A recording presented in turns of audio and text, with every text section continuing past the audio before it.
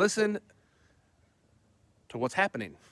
This one has decided, No, not yet. even though she makes fun of me constantly for this, she wants a pair. No. She wants a pair. So we're going to the store to get her a pair of Crocs. Crocs.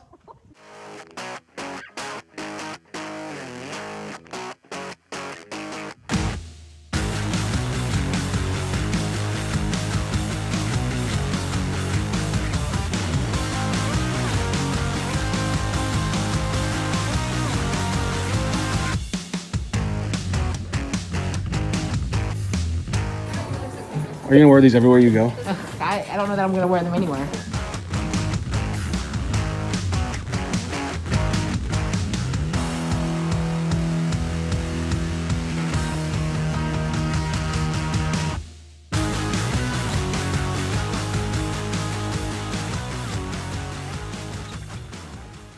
Boys and girls, hello. Well, mostly boys. Not a lot of girls follow me, unfortunately.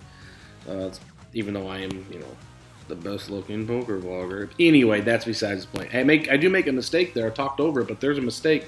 Cutoff made at 16. I found a call in the small blind with 2 jacks. Bad for 2 reasons. One, I let people in behind me, but more importantly, I'm going to be out of position the whole hand and didn't even charge people. That's terrible. Ace 7-5. Hopefully, I can get out of dodge here. Shouldn't cost me very much. I wouldn't mind seeing a turn card here, peel, see one more card just to see what happens. Bet 25 from the cutoff, and that's exactly what I do. I throw in a $25 call there, and then the hijack, it'd be best if he went away. But he doesn't. He comes along too. So now we're going to go 3 ways, and I'm pretty much done with this hand unless I turn a jack.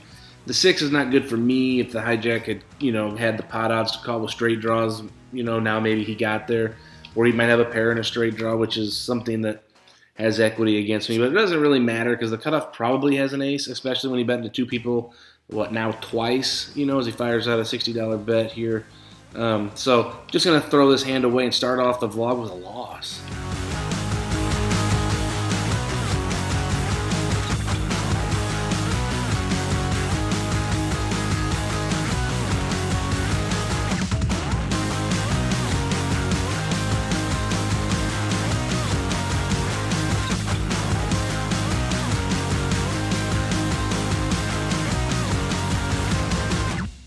Straddle is on in this hand. The button put in a $6 straddle. That is double the size of the big blind for you guys who don't know. It's a forced bet.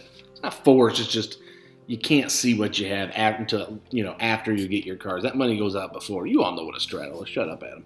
Here, after a couple calls of that straddle, I put out a raise of $35 with a suited ace.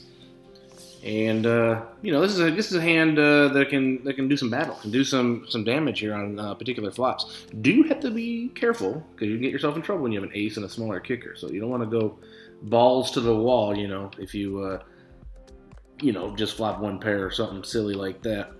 But no one is scared of my $35 raise, and that's probably not news to anybody in Vlogland. So 4 of us headed to a flop, and there it is. I do flop that 1 pair. Now, this is one of those situations where I probably have the best hand, most likely.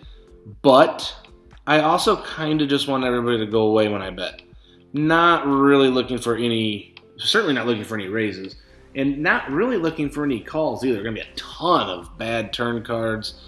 It's going to make me not know if I'm winning or not, and I don't really care for that. So I'm happy when the button folds, and I'll be real happy, honestly, if they both fold. If one of them does call, then we'll navigate the turn, but it'd just be easier for everybody if they just got out of dodge, like the big blind just did right there, and like the end of the gun player did right there. Very nice. Give that pot to Mr. Rude. Well played by everybody, especially me since I won a hand. Now, moving on to another hand shortly thereafter.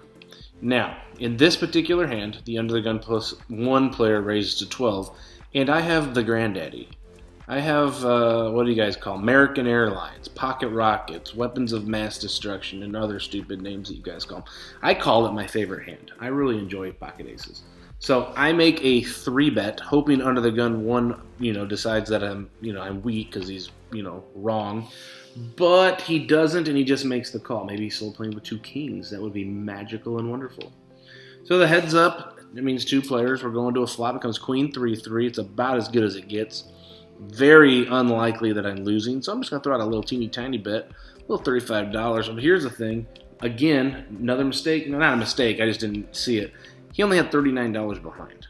Did not know that, so didn't have to actually think about what I was doing on the flop bet. Just, $39 would have been fine. But I made it 35. Who cares? He calls with ace queen. This is a beautiful spot to be in. It's kind of an ugly turn card, but the river does not help him, and I'm on the correct end of pocket aces. A lot of times pocket aces, when the money goes in a cash game, sometimes can spell disaster. Luckily here it did not.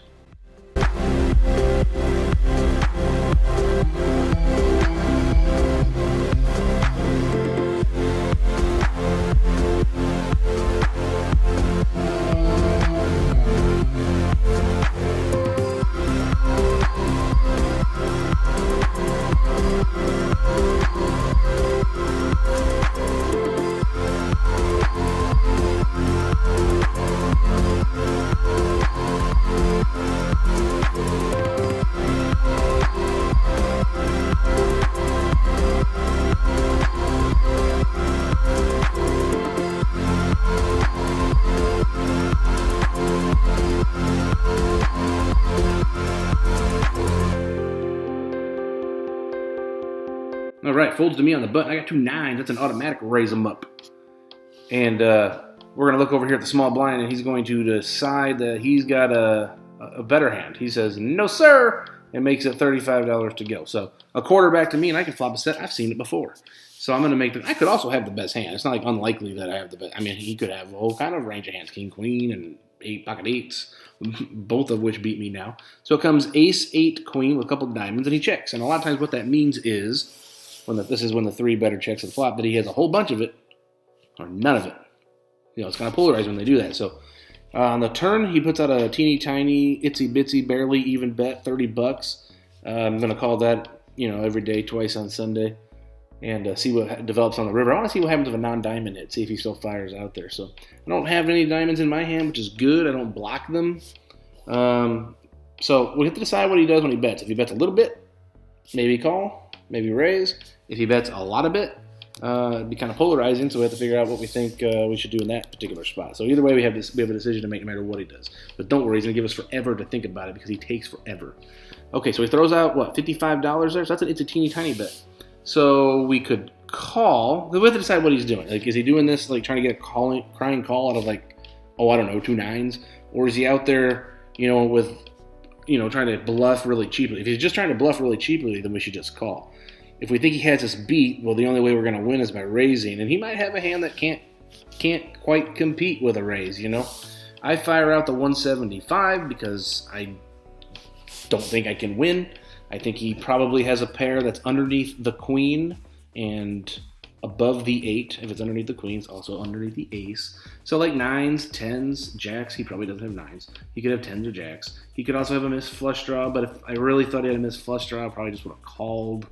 So really trying to get him off those hands like 10s and jacks, maybe kings, maybe a weak ace. I don't know. Just trying to think, I don't think I can win. I don't think I'm ahead. If I thought I was ahead, I would have called, but I didn't think that. I thought I was behind, so I put in a raise.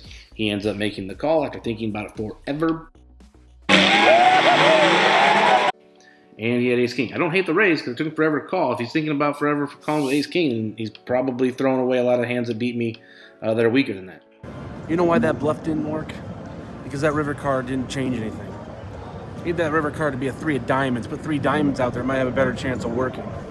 It also would have helped if he didn't have ace king. Shorter session than had originally planned. So this challenge is getting kind of annoying because it's I'm racking up some losses here in a row. I think my biggest win's like $60. Lost 150 today, in for 1,500, out for 1,350. Chips in the bag. Come back at it strong tomorrow and try to finish on a high note. Tomorrow's the last day of this stupid challenge, and that's it. So adios for now. You know the drill. Like, subscribe, comment, please. That's all I need. Do those 3 things and you'll be my friend.